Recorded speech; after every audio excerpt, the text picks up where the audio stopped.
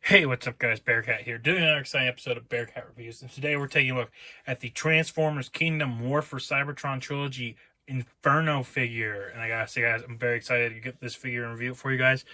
I was big, like I said, like you've seen in my other videos, I am a big fan of G1, and since I already got Red Alert from their Netflix, Walmart exclusive Netflix line, I thought this would be perfect addition to have. So now we got Inferno here, but we're going to take a look at the packaging here. So you can see on the front, it's the usual packaging. It says Inferno, Kingdom of War for Cybertron Trilogy, Transformers, Generations, Takara Tomy, picture of the vehicle mode. That obviously comes from the robot mode on the one angle, picture of the Kingdom poster that you get with all the other ones. On the back here, you got a picture of product images of Inferno. Side here is the picture of Inferno, and it says he's a Voyager class figure in multiple languages. And there's not much else at the top or at the bottom, so let's get to it and crack open this figure. So here is Inferno out of the packaging in his vehicle mode, and I gotta say guys, this is a really nice little figure. Very reminiscent to the classic G1 Inferno fire truck mode. And as you can see, it's just a cool little fire engine. The arm does move up and down, and it does come forward and back.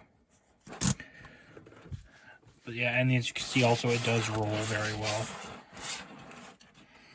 But anyways, guys, so we're going to do some size comparisons here. So here is Inferno next to his lookalike, the Earthrise Grapple figure.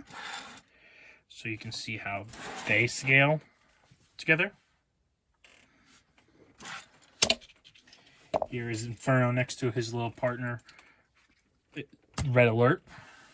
So you can see how they scale together. Here is Inferno next to our last figure review, the Kingdom Ultra Magnus figure. So you can see how they scale together. Here he is next to the Earthrise Hoist figure. So you can see how they scale together. Now for basic 6-inch scale comparison, here he is next to the Studio Series Hot Rod figure. The Toy Fair Deluxe Class Snake Eyes figure.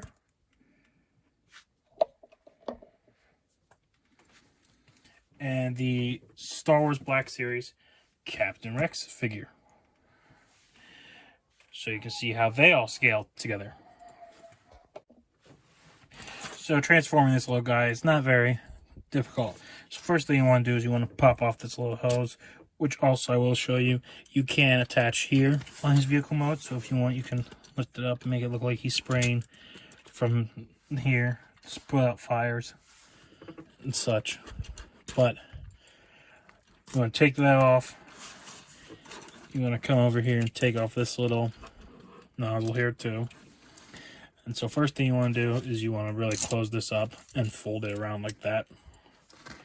Then you come back here and this whole back untabs here, as you can see. And then you also want to untap his arms here and fold this up so that that's like this. Then you can pull these around. They form his arms. And now he does have hands on both of these, but he does have hands on both, but you really only want to flip out one, and if you want to make him as accurate as you see in the shows. So you can have one hand out, and then this hand, instead of flipping out the hand, you can peg this in. That's his other hand. Going back to the transformation, continuing with the transformation, you want to come down here, and you want to rotate this out to form his head, and then you fold this up here like that, and then you want to fold here up, and they all peg in together, so like that. And then when you're down here, you want to grab these, which will become the feet, and you fold them forward and then push them back, forward and back, and that all clicks into place there. And then for the next part, all you want to do is grab his head here, bring it up like this until you hear it click into place. There you go.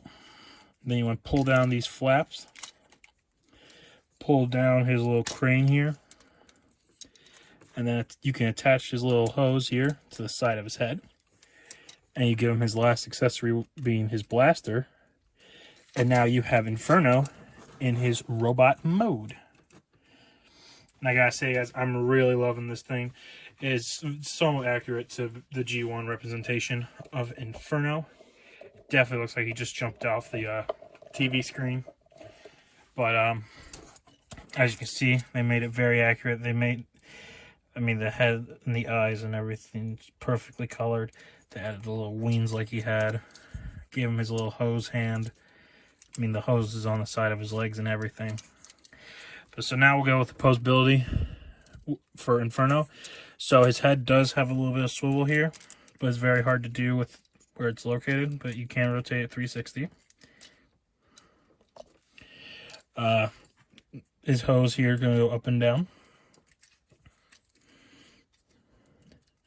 Arms rotate 360, and they move up that far and down.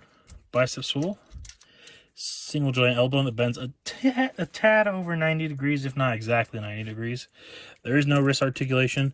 He has a waist swivel here. His legs can kick forward that much, back that far, spread out all the way. Has a thigh swivels, single joint knee that bends 90 degrees, ankles that move down and up, partially because of transformation, and he does have ankle pivot. And that's really it for Inferno. So now we'll get him all set up to do some size comparisons. So here is Inferno, and as you can see, he is standing just above actually 6.5 inches tall.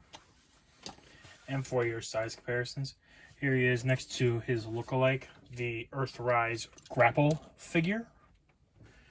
So you can see how they scale together. Here he is next to his partner, the Netflix series Red Alert figure. So you can see how they scale together. Here he is next to our last figure review, the Kingdom Transformers Ultra Magnus figure. So you can see how they scale together. Here he is next to Earthrise Hoist. So you can see how they scale together. And for your basic 6-inch scale comparison, here he is next to the Studio Series Hot Rod, the G.I. Joe Toy Fair Deluxe Snake Eyes, and the Star Wars The Clone Wars Black Series Captain Rex figure. So you can see how they all scale together. And here is Inferno in an action pose. And I gotta say, guys, this is an amazing figure. I highly recommend this figure if you are a fan of Transformers G1 or if you are a fan of the Transformers Kingdom series. Very much recommend getting this figure if you're a fan of those lines. But anyways, guys, I want to thank you guys again for watching this video. Please leave a like, comment, subscribe. Let me know what you think. Let me know if there's something you want to see reviewed, and I'll try and get it and review it for you guys. And I'm definitely excited to give you guys tomorrow's review, especially since it's May the 3rd, and the little hint for what tomorrow's review will be. It will be a Star Wars review for May the 4th, you know. So I will say that. And also, because I forgot to show it earlier, he does come with a card just like all the other ones. But the reason I also was hesitant on showing it was because it's the exact same card as the one that came with Ultra Magnus. You know, peel back, it's the Arc Decepticon, you know. So it's not much difference, and that's the one risk with the Kingdom Lines card gimmick, is that sometimes you get the exact same cards.